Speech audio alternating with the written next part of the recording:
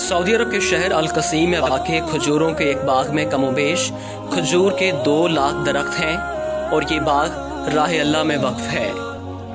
इस बाग में 45 किस्म की खजूरें होती हैं। यहाँ की सालाना पैदावार 10,000 टन खजूर है। ये बाग रूए ज़मीन में पाया जाने वाला सबसे बड़ा वक्फ है। इस बाग की आमदनी से दुनिया के मुख्तलिफ ममालिक में मसाजिद की तामीर, खैराती काम और हरमैन शरीफैन में इफ्तारी के दस्तरखान लगाए जाते हैं। ये बाग सऊदी अरब के अमीर तरीन शख्स सुलेमान अर-राजही ने अल्लाह की राह में वक्फ किया है। सुलेमान अर-राजही ने गुर्बत में आंख खोली। वो स्कूल में पढ़ रहे थे कि एक दिन स्कूल इंतजामिया ने तफरीही टूर तश्कील दिया और हर तालिब इल्म से 1 रियाल जमा करवाने को कहा। ये घर जाते हैं मगर वालिदैन के पास 1 रियाल तक नहीं होता। ये बहुत रोते हैं। टूर के लिए जाने की तारीख करीब आती है। इधर उनके समाही इम्तिहानात का रिजल्ट आता है। ये क्लास में पोजीशन लेते हैं और एक फलस्तीनी उस्ताद बतौर इनाम उन्हें 1 रियाल देता है। ये दौड़ते हुए तफरीही प्रोग्राम के मसूल के पास जाते हैं और 1 रियाल जमा कराते हैं। ये अपनी तालीम मुकम्मल करके जद्दा शहर में एक कमरे को बैंक का नाम देकर काम शुरू करते हैं। मुख्तसर अरसे में अर-राजही के नाम से बैंकों का एक जाल पूरे सऊदी अरब में फैल जाता है। सुलेमान अर-राजही अपने उस फलस्तीनी उस्ताद की तलाश में निकलते हैं। उस्ताद से मुलाकात होती है।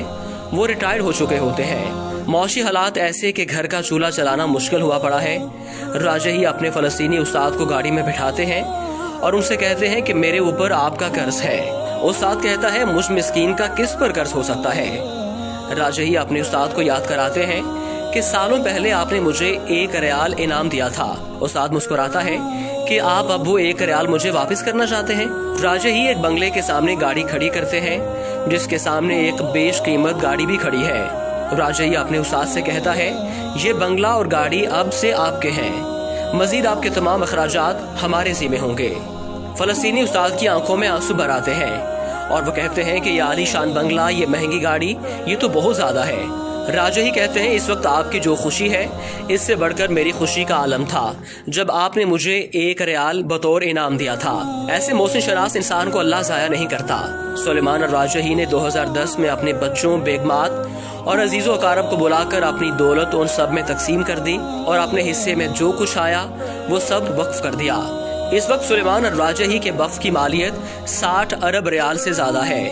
ये सऊदी अल-बतनिया कंपनी और राजही बैंक के मालिक हैं जिन्होंने कोरोना वायरस के लिए 170 मिलियन रियाल इमदाद के तौर पर दिए हैं और मक्का मुकरमा के अंदर 2 होटल वजारत सेहत के हवाले कर दिए।